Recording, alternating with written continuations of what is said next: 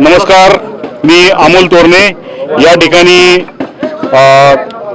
महाविकास आघाडीचे उमेदवार संग्राम थोपटे आपल्या सोबत आहेत, ज्यांनी विजयाची 3 वेळा हॅट्रिक या भोर विधानसभेमध्ये मिळवली आणि आता ते चौकार मारण्याच्या तयारीमध्ये आहेत।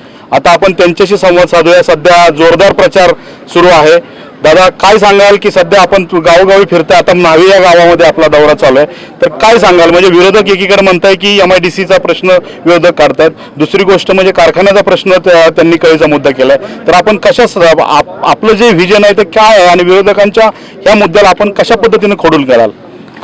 नमस्कार। ह्या खरं तर मतदारसंघाची व्याप्ती तुम्ही पाहिली तर संपूर्ण महाराष्ट्रामधला सगळ्यात मोठा भौगोलिकदृष्ट्या आणि जास्त गावांची संख्या असणारा मतदारसंघ आहे।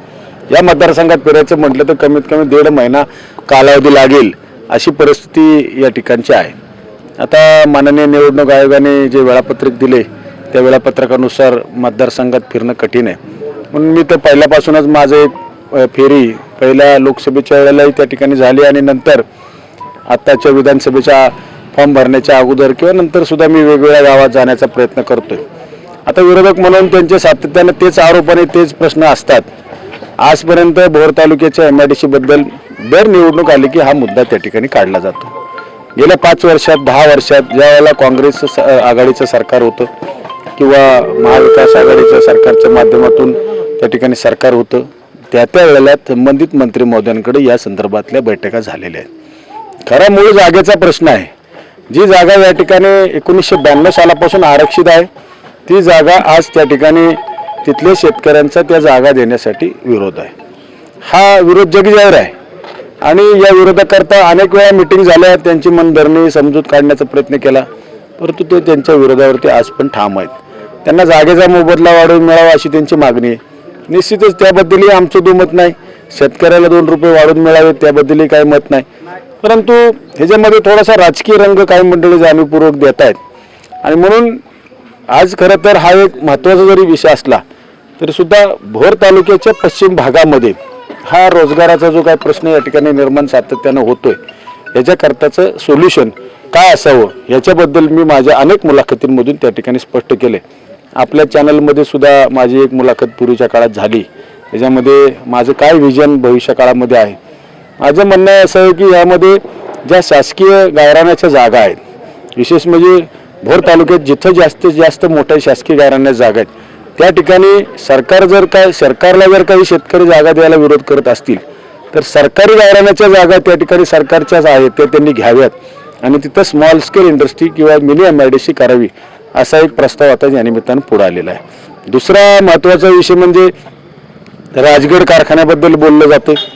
हे तर सगळ्यांना जगजाहीर आहे की लोकसभेच्या निवडणुकीच्या वेळेला अगोदर आपण वृत्तपत्रात सुद्धा बातम्या वाचल्या असतील की राजगडला कर्ज मंजूर झालं, त्यानंतर त्याचा गव्हर्नमेंटचा शासन निर्णय सुद्धा त्या ठिकाणी आला आणि त्याचं स्वागत सगळ्यांनी केलं आणि आम्हाला वाटलं की आता राजगडचा प्रश्न कायमस्वरूपीचा मिटेल। त्या शेतकरी असेल किंवा कामगार असतील यांना सगळ्यांना त्या ठिकाणी निश्चितच एक उत्साहाचं वातावरण दिसत होतं। लोकसभेमध्ये ज्या पद्धतीचा पराभव या मतदारसंघामध्ये महायुतीचा झाला, त्याच्यानंतर या ठिकाणी या निर्णयाला बगल देण्याचा प्रयत्न झालेला आहे। या निर्णयामध्ये सद्यस्थितीला तुर्तास स्थगित आणि हा निधी त्या ठिकाणी जो वितरित व्हायचा होता तो तुर्त स्थगित केलेला आहे। ह्याच्यामध्ये निश्चितच राजकीय दृष्टिकोन ठेवूनच या पद्धतीचं कामकाज झालेलं आहे। त्यामुळे आता हे सरकारच्या वतीने जे काही पूर्वी मंजूर केलेलं प्रकरण परत त्या ठिकाणी आता स्थगित ठेवण्याचा काय उद्देश मला समजत नाही, परंतु खऱ्या अर्थानं शेतकरी असतील, कामगार असतील किंवा इतर सर्व घटक असतील यांना या संदर्भामध्ये अडचणी निर्माण होत आहेत, परंतु आम्ही धाडसाने निर्णय या ठिकाणी घेतोय की हा कारखाना त्या ठिकाणी पूर्वत सुरू झाला पाहिजे, तशा पद्धतीचे प्रयत्न आमचे सुरू आहेत। साधारणतः यापूर्वी आपल्या नेतृत्वापूर्वी आपले वडील थोपटे साहेबांनी या तालुक्याचं, ह्या विधानसभेचं नेतृत्व केलं, ह्या मतदारसंघाचं नेतृत्व केलं, तर आपण हॅट्रिक मारली विजयाची, 3 वेळा आपण आमदार झाला, तर आता ही 4थ्या विधानसभा निवडणुकीला आपण सामोरे जात आहे। हे करत असताना प्रभावी जे मुद्दे आहेत आपले, साधारणतः व्हिजन, एक पॉप्युलर जे व्हिजन आहे जनतेसाठी, जे आपलं आश्वासक, जे महत्त्वाचं आश्वासन आहे ते काय असेल? या तालुक्यामध्ये पूर्व भाग असेल किंवा उत्तर भाग असेल या ठिकाणच्या रोजगाराच्या संधी उपलब्ध आहेत। विशेष म्हणजे पूर्व भागामध्ये असेल किंवा नदीच्या लगत असणाऱ्या गावांमध्ये बागायत क्षेत्र त्या ठिकाणी आहे. तिथला सर्व तरुण असेल किंवा शेतकरी कुटुंबातले आमचे सर्व नागरिक असतील ते चांगल्या पद्धतीची शेती हंगामी नव्हे तर बारमाही बागायत त्या ठिकाणी करतात. आता राहिला जो पश्चिम भाग आहे जिथं पाण्याची व्यवस्था नाही किंवा सिंचनाचे प्रकल्प झालेत तरीसुद्धा लँड होल्डिंगची क्षमता कमी आहे, मुख्य पीक भात शेतीचं आहे. अशा भागातले तरुण बऱ्यापैकी स्थलांतरित होताना दिसत आहेत. काही पुण्याला जात आहेत, काही मुंबईला जात आहेत. आणि म्हणून या तरुणांकरचा हक्काचा रोजगार आपल्या स्थानिक पातळीवर कसा निर्माण होईल, मी मगाशी सांगितल्याप्रमाणे गायरानाच्या जमिनी ज्या ठिकाणी तालुक्यात आहेत त्या जागेमध्ये हा उद्योग कसा राबवता येईल असा प्रयत्न त्यानिमित्तानं माझा आहे. याचं मूळ कारण असं आहे की हिंजवडीचं ज्या ठिकाणी IT पार्क उभं राहिलेलं आहे. आता काही लोक म्हणतात गायरानाच्या जमिनी देऊ शकत नाहीत किंवा गायरानाच्या प्रकल्पात शासन कसं करणार, हे आमदार खोटं सांगतात असं बोलतात.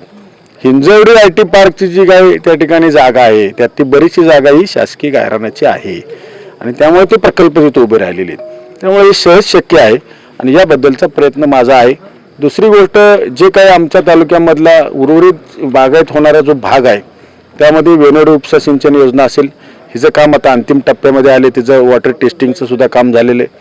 त्याचप्रमाणे टेटेघर, कोरले, वडतुंबी ह्या योजना आहेत, त्याचंही वॉटर टेस्टिंगचं काम झालेलं आहे.